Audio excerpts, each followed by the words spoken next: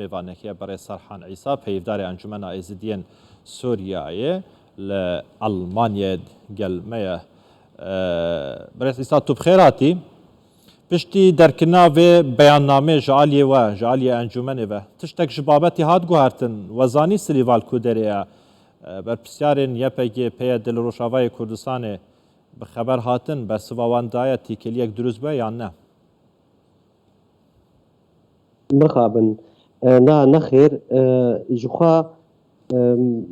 سيلفا حميد جعفر 23 مها شباط دا هاتبو رواندن جالي في جروبا جو نافل خدكن جواني شورش قرده جوي چاقي حتى وكا روجا مداخياني بلافكري امجي وديكو دايكو بابي سيلفا جي نافا هولدانا ودانوستاندنا دبون دانوستاندن فرمي برایدارین وکوه آماجه پیکرین هاد پیشگوتنا خدا برایدارین پیاده را اداره ذاتی را هندک پارتیین سیاسیین دن یین گریدای اداره ذاتی بم خابن او دانستاندن و تکریم ما امنک هن تا انجامه جبروی کی جی آنا داخویانی ما اف داخویانی بلاب کر جبوی جبردتش تا جبردس آدم یک جی امرای گشتی یا کردی یا جهانی پی آگادار بکن بیارک بسا چی بویا یاد دوا واکو بلگنامه که ام رادستی دامو دزگین ناف دولتی بکن جبرگو براستی پشتی مداخیانی درخستی اف داخیانی چند زمانان هاتی رادستی کی بکن کیجا ناوند ناف دولتی بکن ما بس تاوان و بس تاوا کیه یعنی یوین امریکا یا ولاتندنا سوریه کار دکن یا خود دستحالات هیا ها سر آستی سوری و رخصتنین مافین مروبا و رخصتنین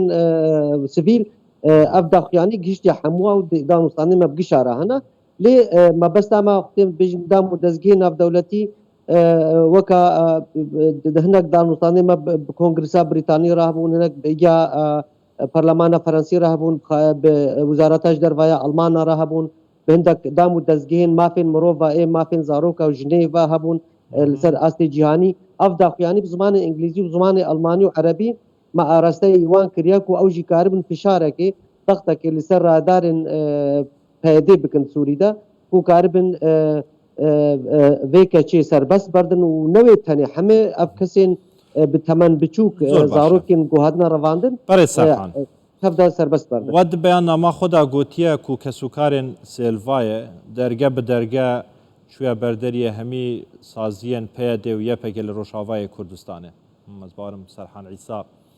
صورتی وینم توا وگر یا زور باشه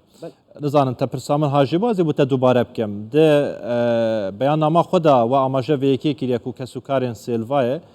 دری به دریه یپگی و ناوندن یپگی و یپگی یعنی بشم پیاده لروشاوای کردستان چونه لی تشتک به دستوان نکتیه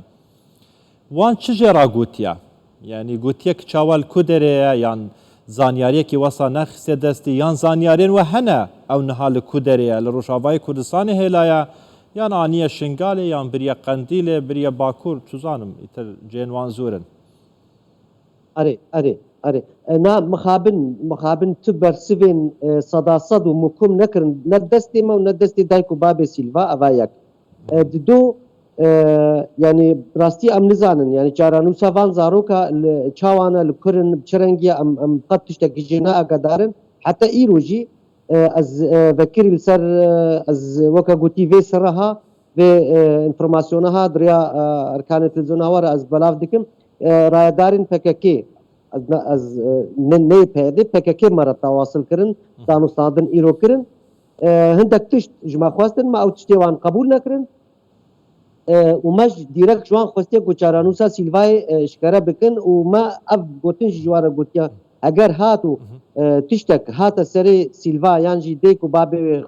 کسی نوی و چاقه پیده و بر پرسیارا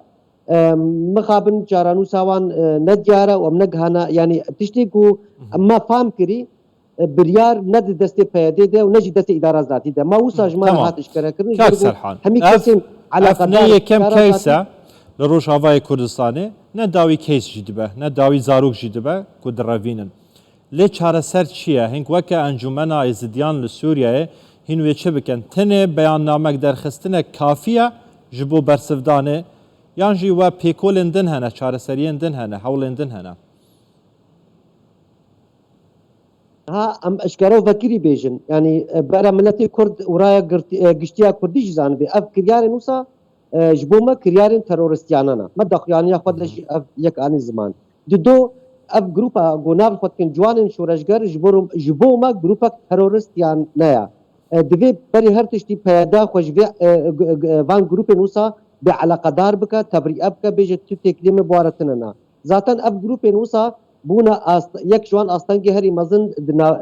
همبر یک ریزیا مالا کردی دیالوگا و نوارا انجمن نشمانی کردی و اداره ذاتی دچید به اف یک جوان پرسگری کرد دو یما دریوان دا خویان یارا یانجی در تشتی گو ام دکن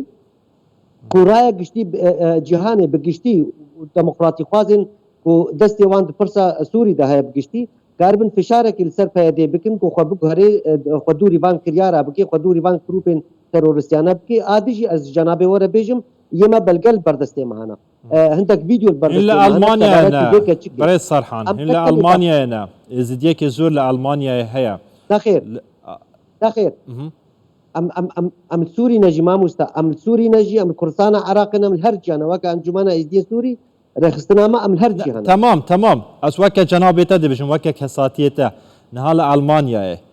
وقالك يزدين دينشي هنا لأوروبا لأمريكا هجمارا وان قالك زورا